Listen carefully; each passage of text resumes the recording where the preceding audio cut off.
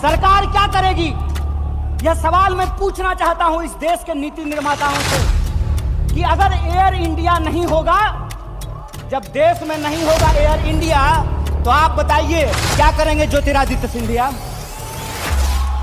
जब air India नहीं होगा, जब रेलवे नहीं होगा, जब बीएसएनएल नहीं होगा, तो मैं कहता हूं कि इस देश में मंत्री की क्या जरूरत है?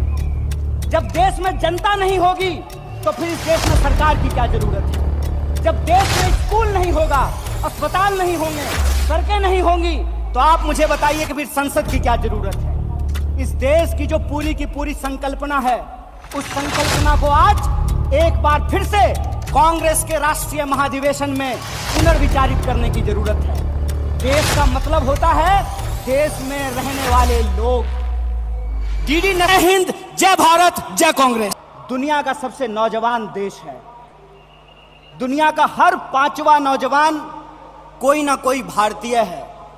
ऐसे वक्त में देश की दशा क्या होगी, देश की राजनीति क्या होगी, समाज का स्वरूप क्या होगा और हमारे आने वाले भविष्य का मुस्तकबिल क्या होगा, इसको इस देश का नौजवान तय करेंगे। कांग्रेस पार्टी ने इस बदलाव को महसूस किया है, उसके लिए हम अपने वरिष्ठ नेतृत्व को बहुत बहुत धन्यवाद देना चाहते हैं। दोस्तों, आज जब रायपुर में देश की सबसे पुरानी पार्टी, उसका 50वां महाधिवेशन हो रहा है, तो हमारे सामने कुछ महत्वपूर्ण सवाल हैं और उन्हीं महत्वपूर्ण सवालों पर चर्चा करने के लिए यह हमारा डिस्कशन हो रहा है, यह प्लेनरी सेशन हो रहा है। और यहां मैं आपके बीच मौजूद हूं हमारे देश के इकोनॉमिक, आर्थिक और राजनीतिक रेजोल्यूशन क्या होना चाहिए उसके संबंध में कुछ बातें रखने के लिए। सबसे पहली बात तो हमको यह समझना चाहिए, देश की अर्थव्यवस्था देश के लोगों को नजरअंदाज करके नहीं चल सकती है। कोई भी ऐसी आर्थिक नीति जिसमें देश के लोगों को नजरअंदाज किया गया है, वो आर्थिक नीति देश की आर्थिक नीति नहीं हो सकती है।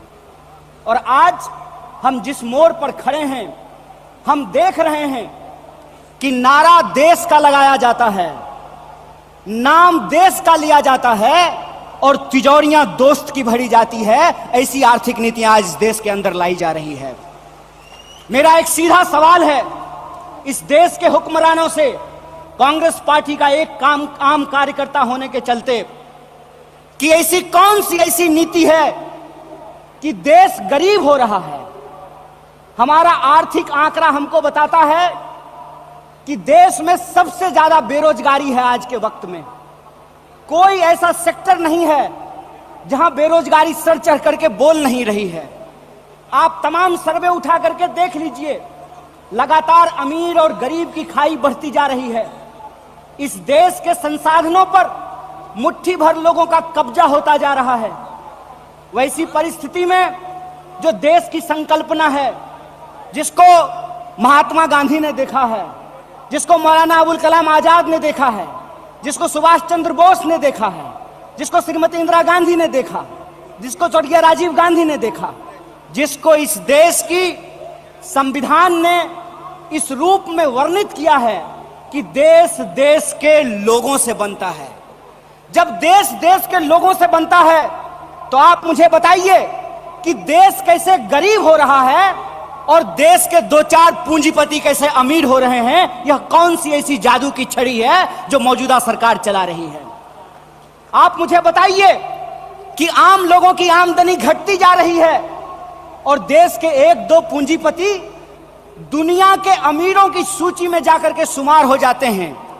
मैं यहां यह बात स्पष्ट कर देना चाहता हूं, हमारी पार्टी अमीरों के खिलाफ नहीं है, हमारी पार्टी पूंजीपतियों के खिलाफ नहीं है, हमारी पार्टी उद्योग धंधों के खिलाफ नहीं है, हमारी पार्टी उद्योगपतियों के खिलाफ नहीं है।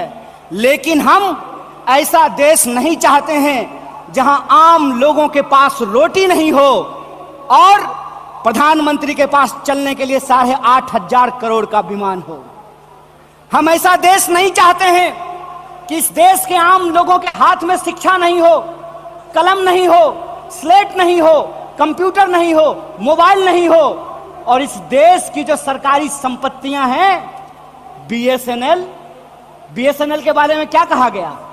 बीएसएनएल के बारे में कहा गया, बीएसएनएल का मतलब होता है भाई साहब नहीं लगेगा। अरे भाई साहब नहीं लगेगा तो आप मुझे बताइए कि जियो धन धनाधन कैसे करेगा? यह सवाल आज इस देश के सामने खड़ा है। सरकार क्या करेगी?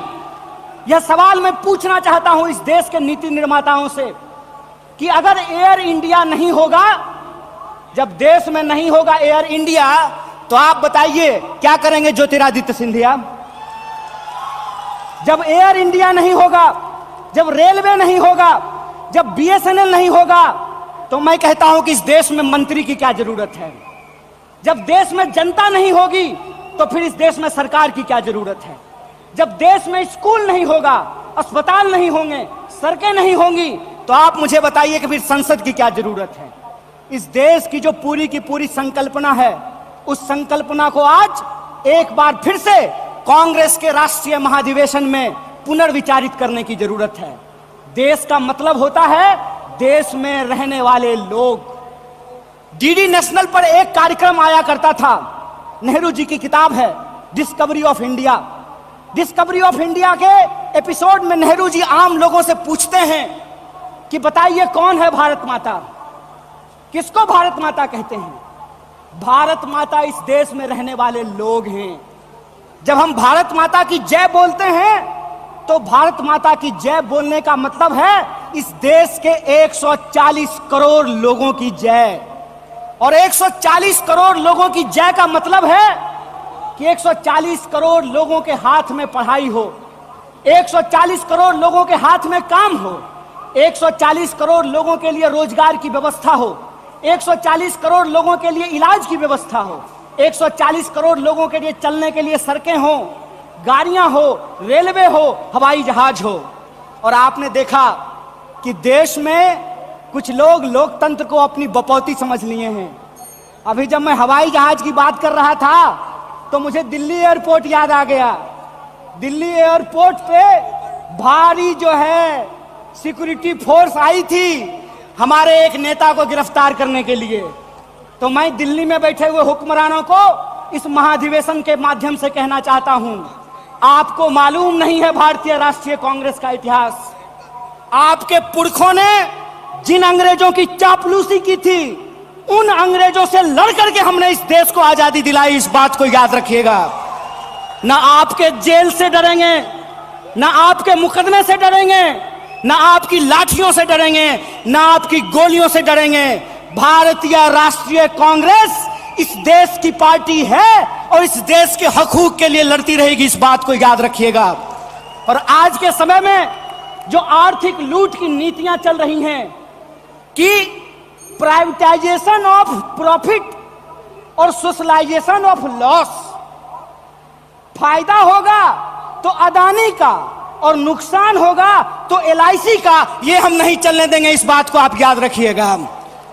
फायदा होगा तो प्रधानमंत्री जी के दोस्त का और नुकसान होगा तो इस देश के आम लोगों का पैसा जो एसबीआई में पड़ा हुआ है उसका, ये हम नहीं चलने देंगे। इस बात को याद रखिएगा। इसीलिए हमारा पॉलिटिकल और इकोनॉमिक रेजोल्यूशन ये है कि भारतीय राष्ट्रीय कांग्रेस इंडियन कॉन्स्टिट्यूशन का सेफ गार्ड है। हम इंडियन कॉन्स्टिट्यूशन के पहरेदार हैं। हम इंडियन कॉन्स्टिट्यूशन के असली चौकीदार हैं। इस बात को याद रखिएगा। और इंडियन कॉन्स्टिट्यूशन इस बात को रिजॉल्व करता है, we the people of India.